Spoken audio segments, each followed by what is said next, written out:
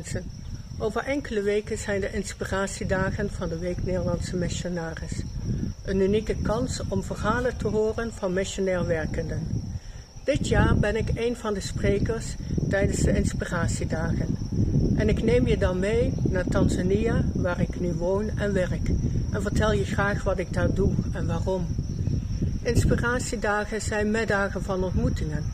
Sommige mensen hebben zelf ergens in de missie gewerkt en willen horen hoe het nu gaat. Anderen zijn nieuwsgierig naar het leven op een ander continent. Ik wil je tijdens deze inspiratiedagen graag inspireren en nodig je van harte uit om naar een van de locaties te komen. Ik kijk er naar uit om jou te ontmoeten.